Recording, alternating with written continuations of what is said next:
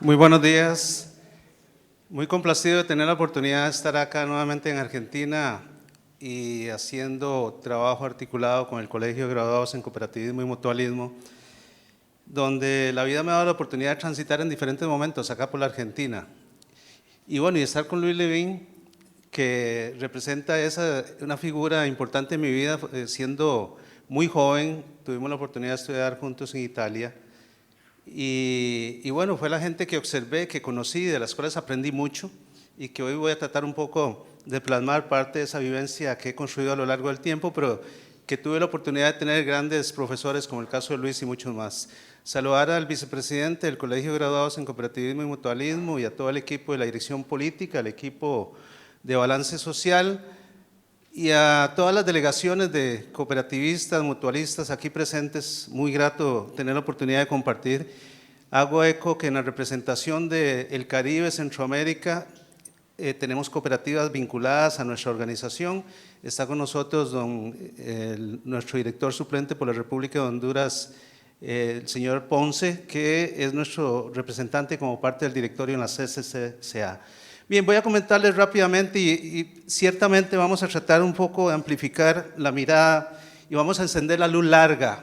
Vamos a ver telescópicamente y no microscópicamente. Uno de los temas que a mí me parece siempre desafiante en el mundo de las organizaciones es entender los atributos que tiene cada una de las disciplinas de las cuales formamos SUARPE y de lo cual nos hemos formado. Represento la Confederación de Cooperativas del Caribe, Centro y Suramérica, que es un órgano que en doctrina cooperativa se entendería como un órgano de cuarto nivel, que tiene representantes de países. Tenemos cooperativas vinculadas en nuestra red desde México hasta Chile. Y bueno, hemos hecho a lo largo ya de 44 años, próximos a 45, un trabajo de base, agregando valor a diferentes acciones que desarrollamos en diferentes campos. Y bueno, y en eso ciertamente ya por años hemos tenido la oportunidad de trabajar algunas experiencias acá también en Argentina, en intercambios que hemos hecho tanto de nuestra región de influencia hacia acá como de Argentina hacia el campo nuestro.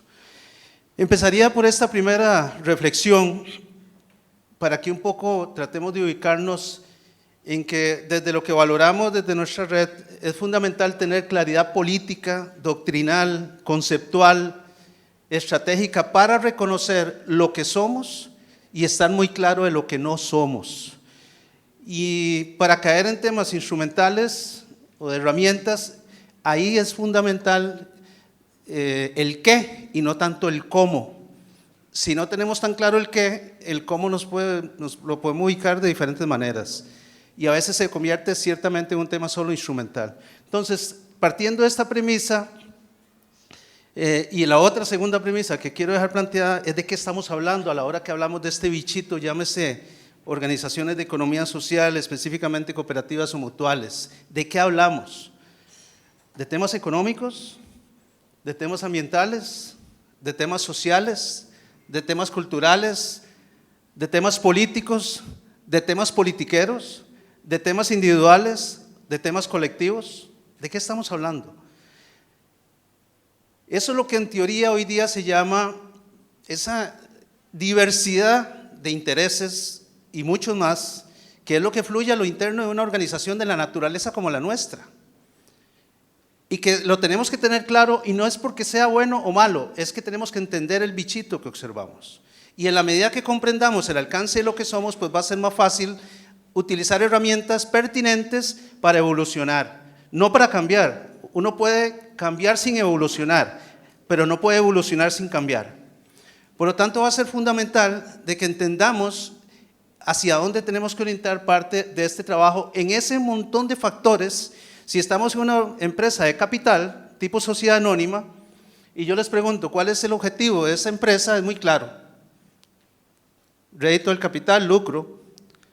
Y ahí las reglas están claras para el gobierno, para el equipo gerencial, para el equipo técnico y todos los colaboradores. En el caso de una empresa de carácter colectivo solidario, ahí hay elementos que transgreden y atraviesan la multidisciplinariedad con la cual están fundadas nuestras organizaciones. Y que probablemente el tema que nos une en lo central debería ser nuestro humanismo colectivo, poner en el centro al ser humano por encima de la parte material. Y ahí hay un elemento que sobre eso pueden gravitar una gran cantidad de respuestas en el alcance de lo que vamos a hacer. Esta es una teoría que me tropecé con ella ya hace una buena cantidad de años, la seguí tratando de profundizar en el análisis y me encontré que era muy cercana a la realidad de muchas de nuestras organizaciones y tiene que ver también con lo que se denomina problema de agencia, que tiene que ver con el conflicto de intereses. Hoy vemos un conflicto de intereses en empresas del Estado, en el mercado, pero también puede darse en algunas de nuestras organizaciones de sociedad civil vinculadas a los temas de este tejido de participación colectiva. Sacerdotes presos y pastores en muchas comunidades porque se pusieron a hacer aquello para lo cual no debería haber existido la iglesia. Políticos que usufructúan con los beneficios de la gente en su interés particular. Defensores sindicalistas de los derechos laborales que usufructúan con los derechos laborales de la gente. Hay una gran cantidad de elementos que empiezan a trastocar la naturaleza para la cual existen muchas de nuestras organizaciones. Y eso es un tema que tenemos que ver y revisar para definir y aclarar mucho de la ruta por la cual tenemos que transitar. Ahí tenemos un conjunto de organizaciones, la cantidad de bancos cooperativos que hubo en Argentina, la cantidad de bancos cooperativos que hubo en Centroamérica, específicamente Costa Rica y Panamá, la cantidad de bancos cooperativos de Colombia, COFAC de Uruguay, puedo agregar a CAC también de Uruguay, Cope Tierra Blanca, el Mondragón Tico, ese era el ejemplo nuestro de un mondragón en Costa Rica, el Hogar Obrero, y podíamos agregar Sancor Láctea aquí en Argentina y algunas otras experiencias por ahí, San Francisco de Asís de Perú, Santa Elisa, federaciones, centrales, uniones. Estas organizaciones forman parte hoy del cementerio de cooperativas de muchas de esas economías. Y a raíz, sobre todo, finalizando el siglo pasado, bueno, en Costa Rica, cuando inició los procesos de supervisión financiera, modalidad bancaria, teníamos más o menos 90 cooperativas de ahorro y crédito, año 98-99. ¿Cuántas tenemos hoy? Menos de 60. Y la pregunta es, más allá de a lo que nos tenemos que someter es si tenemos claridad hacia dónde vamos y a dónde estamos. Hay un refrán por ahí que dice que no hay peor momento para el cerdo que cuando está gordo. ¿Ustedes saben qué le pasa? Bueno, hay organizaciones que se ponen rosaditas y gorditas y no saben a veces para dónde van y ahora voy a ejemplificar eso. ¿Qué sucedió con este inventario? Y estoy hablando de potentes y robustas cooperativas, no estamos hablando de cooperativas de segundo o tercer nivel, estamos hablando de organizaciones muy robustas. Capacidad de análisis del contexto. Tuvimos buena lectura de lo que está pasando en el contexto y en eso lo traigo a valor presente, porque si tenemos desafíos y siendo el movimiento cooperativo un movimiento histórico de un siglo de edad en su etapa contemporánea, sobre todo cuando estamos aquí en el Mercosur, que indudablemente ayer veíamos experiencias de 93 años y sé que hay algunas que superan los 100. Pero digamos, hablemos de un siglo de experiencia en esta edad contemporánea, donde los cambios son cada vez más acelerados y en donde nos obliga a que tengamos una capacidad a lo interno de la organización de una lectura amplificada de lo que está sucediendo. Las implicaciones del contexto nos van a desafiar cada vez más a poder entender o a tratar de entender las implicaciones de lo que sucede en cada uno de nuestros contextos. Y dejar el discurso, como lo escucho en muchos lugares, de que es que no nos apoyan, es que no nos toman en cuenta, es que el poder político. Y la pregunta es, ¿y tenemos capacidad de incidencia realmente? ¿Hemos tenido la capacidad o creemos que desde el rol de nuestra base dirigencial pueden hacer de todo? Ni los empresarios privados lo hacen, contratan especialistas para hacerlos, lobistas, que son los que transitan por las asambleas y los parlamentos creando política pública favorable para ellos. Y aquí, como nos cuesta a veces delegar, entonces creemos que podemos hacer de todo nosotros desde los roles temporales que nos depositan las ilusiones, los sueños y las aspiraciones de muchos de nuestros socios. Y que ahí probablemente hay temas por atender. Capacidad de gestión e inventario de competencias. No cabe duda que el movimiento cooperativo ha cambiado más en los últimos 30 años que probablemente en esos primeros 50 o 60 o 70 años. Se ha profesionalizado más, han generado capacidades internas importantes. Somos un receptor de otros operadores del mercado que antes, cuando yo me iniciaba en el movimiento cooperativo, era un tema de paso para que algunos migraran para el sector privado. Hoy es al revés. Voy y veo una de las cooperativas más grandes de mi país y resulta que 400 nuevos funcionarios y la mayoría viene de la banca. Los tenemos que convertir en cooperativistas. Pero ya competimos en relación de contratación y en profesionalización como cualquier otro actor de la economía. Entonces, ¿cómo lograr efectivamente generar cierto nivel de coherencia con lo que requieren nuestras organizaciones? Se nos está agotando el empirismo cooperativo porque el tema es que ya, como surgieron muchas de nuestras organizaciones a base de ilusiones, de sueños, de idealistas, de activistas del sector, ya no solo con eso se puede hacer cooperativismo, del que hoy nos obliga el mercado y nos obliga la condición en la cual estamos. Necesitamos más profesionalización de los cuadros dirigenciales, pero también los cuadros ejecutivos y técnicos, y eso es fundamental. Ya Luis nos hablará próximamente, sin lugar a dudas, el mejor ejemplo de educación dual y de gestión por competencias está en las cooperativas. Pareciera que es un tema moderno, pero aquí necesitamos gente que sepa la parte conceptual, pero también la parte metodológica, pero necesitamos gente con habilidades, con conocimientos y con atributos morales y humanos realmente extraordinarios, por la confianza que depositan en nuestras organizaciones. La erosión de los valores y principios cooperativos, ¿no? Ahí están, probablemente hay que hacer adaptaciones a nuestro contexto, pero probablemente hay temas que hay que atender. Y el agotamiento de la agenda cooperativa. Yo transito por diferentes lugares y cuando paso, analizo, ¿y cuál es la agenda política del movimiento cooperativo para los próximos 5 años? ¿Existe esa agenda? ¿En qué país existe? ¿Cuáles son las autopistas por las cuales vamos a transitar? Hemos colaborado en crear algunas en el pasado, pero muy pocos movimientos se desafían a tener una visión unificada de para dónde van.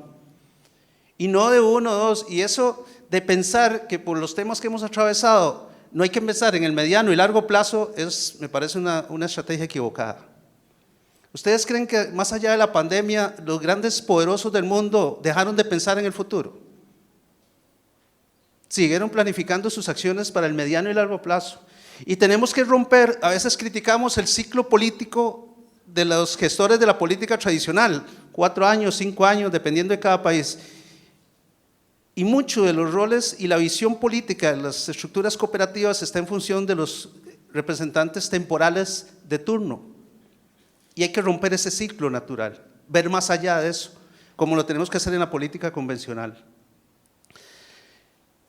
Entonces, cuando hubo poderosas cooperativas que cayeron, nos empezamos a cuestionar desde nuestra organización, la Confederación de Cooperativas del Caribe, Centro y Suramérica, ¿qué hacer? Porque cuando un fenómeno social extraordinario se convierte en ordinario, hay que crear algo para entenderlo, lo cual quiere decir, hay algo que no estamos entendiendo. Es necesario formular un referente de conocimiento que logre explicar qué es lo que está sucediendo. Y hoy vamos a ver algunos datos en torno a este tema. Traigo a cotación esta frase de este ex primer ministro sueco, Lars Marcus, que decía: las cifras algunas veces pueden entorpecer las ideas. Cuando el éxito se presenta, existe la tendencia a olvidarse de los socios. Alguna gente empieza a preguntarse si realmente se necesitan los socios. Un movimiento de corte humanista, donde el corazón del sistema es nuestra gente, que pierda de vista la naturaleza para la cual existe, puede equivocarse y agarrar caminos un poco turbulentos. Y a veces empezamos a ver más la parte más material y se nos olvida la parte más humana de la organización. Y ahí tenemos que hacer un balance y un equilibrio de cuánto de un poco y cuánto de lo otro para seguir pensando en esta dirección. Entonces, aquí planteo un tema de debate para la reflexión ahí en los espacios que está cada uno. ¿Las cooperativas requieren de un instrumental de gestión propio y especializado o pueden utilizar herramientas genéricas de gestión adaptadas a la naturaleza cooperativa? En mi paso por América Latina, yo digo que en América Latina somos muy buenos en adoptar, pero somos muy malos en adaptar. Adoptamos mucho, pero adaptamos poco, lo cual quiere decir que copiamos. Y lo que tenemos que hacer es adaptaciones de algún conocimiento genérico que nos pueda servir, pero hay que crear también conocimiento propio. Entonces, alrededor de esa pregunta, nos cuestionamos cuánto utilizamos de una parte y cuánto utilizamos del otro. Y sin lugar a dudas, vamos a tener muchos insumos en lo pertinente en ese campo. Cuando nos acercamos a ver el mundo de las organizaciones, por lo menos visto desde tres referentes: lo público, que tiene su vida propia y que indudablemente tiene también sus objetivos; las empresas de carácter privado, con lo cual una de las bondades que tienen nuestro sector es que vemos a los otros para que hagan su rol como tiene que ser. No queremos desestimar los roles que hacen los otros actores, queremos que nos reconozcan, eso sí, lo que nosotros hacemos. Y el rol de la economía social, en donde hay un tejido múltiple de muchas organizaciones, donde las cooperativas, desde mi punto de vista, son las que tienen probablemente mayor institucionalidad, mayor historia y probablemente una construcción orgánica mucho más favorable que algunos otros sectores, con un elemento adicional. Y por eso celebro esta actividad que hace el Colegio de Graduados en Cooperativismo y Mutualismo, porque sentarse a pensar no es un tema que hagamos de manera recurrente. Y es muy importante seguir invirtiendo en el tema de la educación, de la formación, y que este sector lo sigue haciendo, y que otros sectores dejaron de hacer escuela. Y al dejar de hacer escuela, queda uno sometido al tema de las posibles ocurrencias en el camino. Entonces, en esa evolución hemos logrado convertir este idealismo colectivo y este empirismo en prácticas de buen nivel. Repito, somos actores influyentes las organizaciones en prácticamente todos los países. Ahora vamos a ver algunos datos. Hemos tenido que ser sostenibles en el nuevo modelo económico vigente, con el problema de que el modelo liberal o la economía de mercado podría cooptar algunas de nuestras cooperativas. En algunos países no se compite contra las cooperativas, se compran completas. Y las compra el mercado, el gran capital. Y ese es el juego en el cual estamos sometidos, donde efectivamente el tema de cooperativismo es un paliativo para mitigar los efectos de la exclusión, de la desigualdad y de la concentración de la riqueza. Y es ahí donde, sin lugar a dudas, debemos entender cuál es el rol sobre lo que estamos haciendo. Contamos con un discreto apoyo de los gobiernos, cualquiera que sea. A mí me llama poderosamente la ilusión, el optimismo con que algunos ante los cambios de gobierno creen que uno sí y el otro también les van a ayudar. Y los resultados que veo en América Latina generalmente no son ni buenos ni de uno ni de otros, porque la gran estructura del poder se maneja con otras reglas que a veces nos cuesta entender. O sea, el carácter político, el rol de nuestras organizaciones es un tema central. Hemos debido soportar la caída de grandes y poderosas cooperativas. Y a esto se agrega que efectivamente somos un sector que ha hecho inclusión financiera, que hemos generado una organicidad en sectores medios y populares y que tenemos, digamos, grandes saberes en ese campo. Un repaso rápido por cifras para articular algunas líneas de pensamiento. Lo primero es que indudablemente cuando vemos el sector de ahorro y crédito, con estas de las últimas datas que hay 5 países, digamos, que son los más grandes en ese tamaño, estando Brasil en el número 1 con más de 104 mil millones de dólares en activos. Le sigue Ecuador, que ciertamente es uno de los países suramericanos que más ha crecido en los últimos 12 años, superando ya en este momento, está cerca de los 30 billones de dólares en activos. Tercero está México. Los tres son economías de un porte y un tamaño importante. Aparece en el cuarto lugar Costa Rica, una economía muy chiquitita, centroamericana, y en el quinto Colombia. Si vemos los 11 movimientos más influyentes de América Latina, esa es más o menos la ruta de cómo se comportan en términos de la evolución en tamaño de activos, lo cual es un referente que siempre hay que tenerlo en cuenta para, digamos, aproximar algunos de los datos que tenemos de referencia. Esas son las 20 cooperativas más grandes, esas las 10 más grandes de América Latina. Ahí tenemos, siempre se debaten entre México y Chile, entre la mexicana o la Caja Popular Mexicana, que es la integración de 60 cooperativas, de más de 60 cooperativas, con más de 2 millones de socios, en una economía de un tamaño grande. Y el caso de Copeuch, que es una cooperativa también, originalmente la cooperativa de la Universidad de Chile, y ahí se debaten entre uno y otro. Superan ambas los 3 billones de dólares en activos. Sigue Brasil, aparece Costa Rica en el 7º lugar, sigue Brasil, hay otra de Costa Rica en la posición 17, y en la número 14 hay una cooperativa de 1.3 billones de dólares en activos. Una cooperativa que fue declarada insolvente, se intervino por la superintendencia, 5 semanas después fue declarada insolvente y hoy la cartera se está pasando de la cooperativa a un banco y la cooperativa está en proceso de liquidación. Una cooperativa de 1.3 billones de dólares en activos.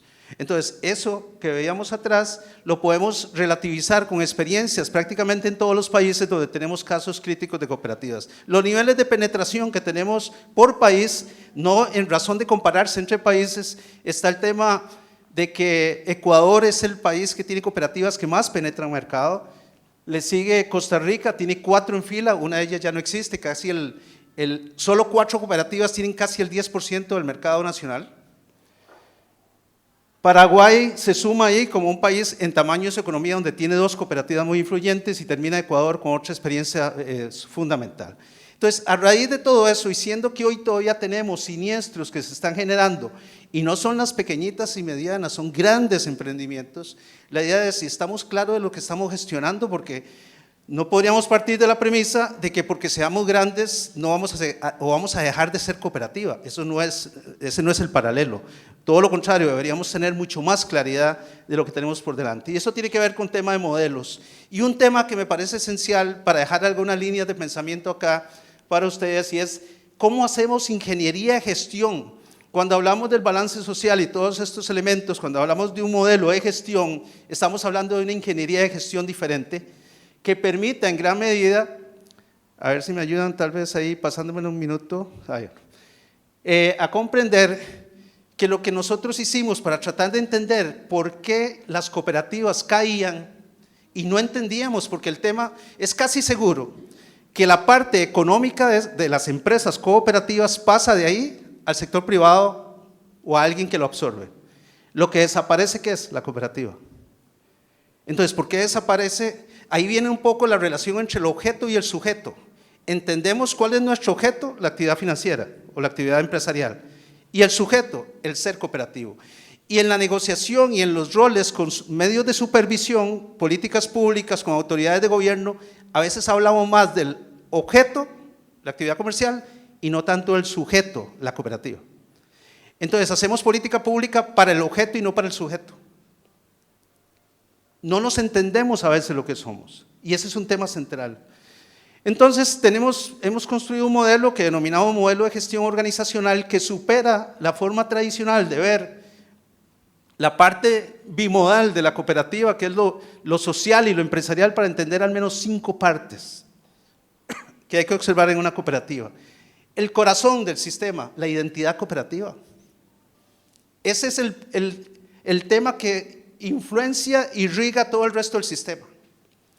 Si la parte de la identidad cooperativa, que se mide con educación, que se mide con investigación, que se mide con políticas, que se mide con procedimientos y reglamentos, con definición de los segmentos de interés, etcétera, etcétera, el resto del sistema no funciona. Y a veces ponemos los bueyes delante de la carreta, decimos en nuestra región de influencia donde se movía el café en carretas. Bueno, tiene que ver con que la identidad, la parte filosófica, la parte doctrinal de la organización es el punto central. Entonces, si estamos hablando de un balance social, el balance tiene que irrigar todo ese sistema para la parte de instrumentalización. El balance no es un instrumento, no es una herramienta únicamente, es un concepto estratégico político que debe formar parte de la cultura de la organización. Y yo no me caso con un instrumento, con una herramienta, me caso con un concepto. Si alguno de sus niños o nietos tiene un problema de temperatura, yo le puedo, en el pasado utilizaban el termómetro rectal, ahora es un termómetro láser. Ese es el instrumento. Pero el concepto, ¿cuál es? Medir la temperatura. Y a veces creemos que es más importante el instrumento que el concepto. Ahí es donde tenemos que centrar mucho de nuestra acción. El tema de gobierno. Los mayores problemas de las cooperativas están en la toma de decisiones en los equipos de gestión política. Uno de los serios problemas por los cuales cayó esta última organización fue por un problema efectivamente de gobierno, toma de decisiones en los gobiernos. Y esa parte tenemos que pulirla, formarla, pero gente con gran conocimiento, pero muy apasionada, muy comprometida e intachablemente morales. Porque ahí es donde si replicamos las prácticas del mercado nos va a suceder lo mismo que sucede en muchos espacios del mercado. Todo el tema de gobierno está considerado, la parte de la gestión empresarial que es fundamental y ahí tenemos que ser no menos que excelentes en lo que hacemos. O sea, las cooperativas han venido cada vez creando más sistemas de innovación, de gestión de calidad, aplicando normativa internacional, etcétera. El tema de prospectiva estratégica. Y eso tiene que ver con temas no solo de planeación en lo convencional, sino también el tema de planeación política. ¿Cuáles son nuestras agendas para desarrollar, no este siglo que ya pasó, los próximos 40 o 50 años del cooperativismo? ¿Tenemos claridad de ruta hacia dónde vamos? ¿Qué es lo que necesitamos pedirle? Si hoy viene alguien y nos dice, díganme lo que ustedes necesitan del mayor nivel político, ¿qué le vamos a decir? ¿Lo tenemos claro? Una visión integral de desarrollo del cooperativo para las próximas décadas. Es una discusión integral que hay que construirla y que indudablemente los órganos de supervisión, de representación, de mayor jerarquía, deberían construir en esa dirección. Yo he acompañado los últimos 3 censos de cooperativas de América Latina, uno en Paraguay, otro en República Dominicana y otro en Costa Rica. Y en los 3 censos me dediqué a hacer una pregunta, incorporé una pregunta. ¿A dónde depositan los recursos sus cooperativas? Y en esos 3 países, entre el 60 y el 80% del capital, del flujo financiero de las cooperativas, ¿saben dónde están depositados? En los bancos. Harakiri ideológico. No hemos tenido la capacidad de entender que creamos un instrumento. A veces algunos primos cercanos del cooperativismo me dicen, Luis Guillermo, pero ustedes son un instrumento del capital. Han organizado un sector muy poderoso, pero le terminan dando el dinero a los otros. Y me duele en el corazón, pero algo razón tiene.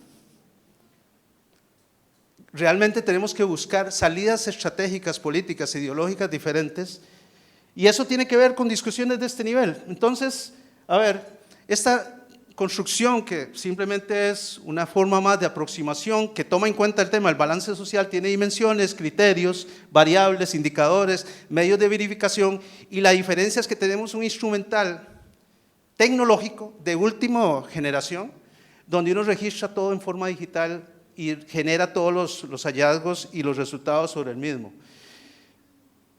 Y bueno, es una estructura de alto nivel en procesos normativos, toma el tema del entorno, el análisis de entorno, toda la parte de planear, no voy a entrar en detalles ahí, voy a finalizar con las ideas centrales.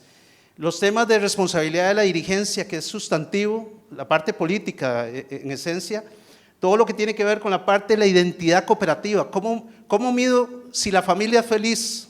¿Cómo mido si la cooperativa es feliz? Hablamos de buen vivir y medimos la felicidad. En días pasados me tocó ir a trabajar con los auditores de una superintendencia financiera en uno de los países centroamericanos. Me llevaron a mí para hablarle a los auditores que salen al terreno, que pocos sabían de cooperativismo, y una plantilla de gente bastante joven. Entonces les decía, ¿y ustedes cómo hacen para saber cuando llegan a una cooperativa que esa cooperativa huela y tenga aroma y sienta usted que es una cooperativa? ¿Usted puede precisarlo? Y un auditor frío le va a decir, no, eso tengo que verlo en los datos. Bueno, eso no se ve en los datos. Se podría ver en algo como lo que hacemos en el balance social, donde uno puede estimar algunos elementos Nuestra contribución en salud, en educación, ¿cuánto cuesta un país enfermo? ¿Cuánto cuesta un país sano? ¿Cuánto cuesta un país con mala educación y cuánto cuesta un país con buena educación? ¿Cuánto cuesta la corrupción de un país y cuánto cuesta países con una corrupción controlada? No existe así como no les puedo decir que les vamos a eliminar el colesterol a todos ustedes, no se puede eliminar la corrupción en democracia. Por si acaso eso no se los dijeron nunca, pero se los digo. Eso es una aberración ideológica, lo dicen los políticos, eso no existe. Hay que tener controlados los colesterol y hay que tener controlados los puntos asimétricos, pues son variables humanas. Termino con algunas líneas de pensamiento sobre el hacer, todo el tema de gobierno. Esto es parte de los insumos que les queda a ustedes ahí para que después lo vean. Un tema que sí nos parece fundamental es la medición, una medición exigente. Y repito, la medición es el resultado de la claridad conceptual que tengamos, la evaluación del desempeño. Si yo tengo claro el qué, puedo utilizar herramientas diversas para amplificar. Me gustó la experiencia de nuestro colega mexicano porque dice, nosotros utilizamos alguna parte y otra la adaptamos a nuestra naturaleza. Y es así. Por lo tanto, no hay una receta única para poder medir, y yo creo que hay que, cada vez el mercado demanda más particularidad. Las cooperativas son particulares cada uno en su género. Pueden haber instrumentos genéricos adaptados un poco a la naturaleza de esa organización.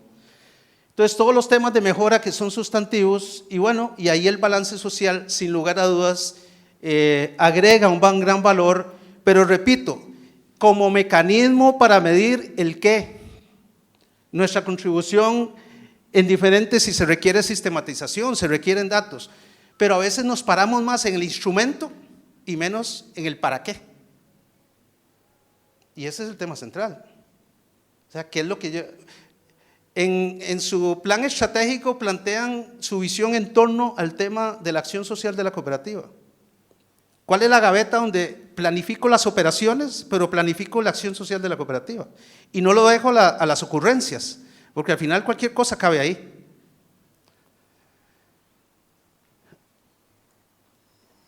Y bueno, dentro de todas las líneas de lo social, de lo económico, de lo ambiental, agrego una que me parece que es fundamental, la parte del aporte institucional. Cuando voy a territorios donde hay importantes cooperativas, son zonas de influencia donde la democracia económica es mayor, donde hay más protocolos cívicos, sociales y jurídicos en el accionar de la gente, donde cuando la cooperativa retribuye el resultado del ciclo productivo, le cae bien al pulpero, al dueño de la carnicería, al dueño del comercio, o sea que tiene un radio de acción muchísimo mayor de la membresía directa con la cual participa, y son instrumentos de políticas públicas porque en muchos casos la cooperativa es más grande que el presupuesto del gobierno local en su comunidad de influencia. Entonces, utilicemos todo lo que nos han dicho los especialistas hasta acá de las bondades que tiene el instrumental del concepto de balance social, donde el instrumental tenemos que hacer una aproximación, pero esa aproximación puede ser small o medium, dependiendo como lo quiera ver. Vamos a tener que hacer probablemente una XXL para entender.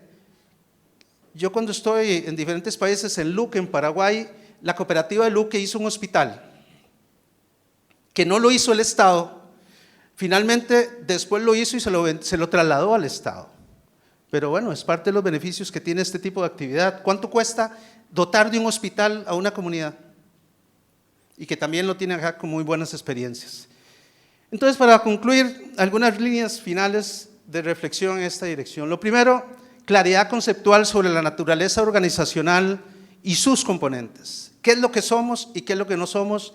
Y hacia dónde debemos orientar en esa visión humanista, en esa visión de economía colaborativa, en esa visión de solidaridad, que tenemos medios, que son los negocios, para satisfacer los niveles de mejora de la gente.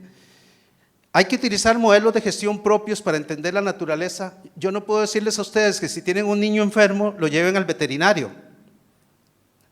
Bueno, harían esa cara que están haciendo. Bueno, a veces llevamos la cooperativa al veterinario y la sometemos a la vista del veterinario y no nos damos cuenta. Veo cualquier cantidad de consultores ocasionales dando recetas en cooperativas y yo les digo, ¿y usted está claro de lo que está oyendo? Pero nos gusta sentirnos trabajar con la cera al frente, eso es lo peor, a veces yo no lo entiendo. A veces nos sentimos bien cuando otros nos miran, nos quieren ver bien y nos hacen creer que nos vemos bien. Rigurosos al amplificar el impacto de nuestras acciones y perdónenme, el balance social no es un tema de contadores únicamente. Más son los que probablemente menos formación tienen para entender. Hay que meter sociólogos, trabajadores sociales, antropólogos que entiendan de conducta social. Es multidisciplinario. El contador va a entender muy bien el concepto de registro, eso lo va a entender muy bien. Y probablemente con buena formación va a ir creciendo en materia de entender qué significa cuando usted drena el caudal del río para que pase la producción de café por ese tramo. Y que por ahí pasa la producción de todo el territorio y la que se le entrega a la cooperativa. Entonces eso tiene un valor.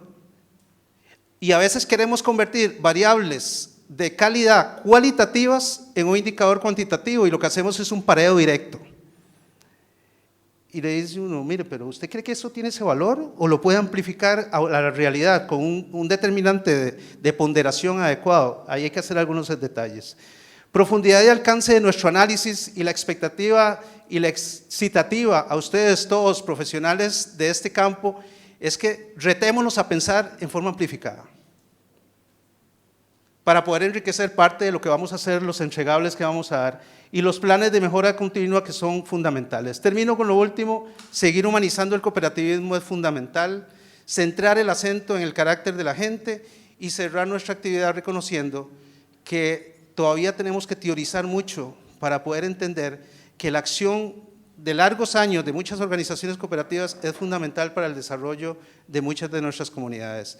Las ilusiones, los sueños, las aspiraciones de la gente que confía en nuestras organizaciones, que con pequeñito ahorro, pequeñita o mediana producción emprenden desarrollos realmente imponentes, eso es importante para las sociedades, cualquiera de todas las que están aquí de América Latina. Muchas gracias por su atención.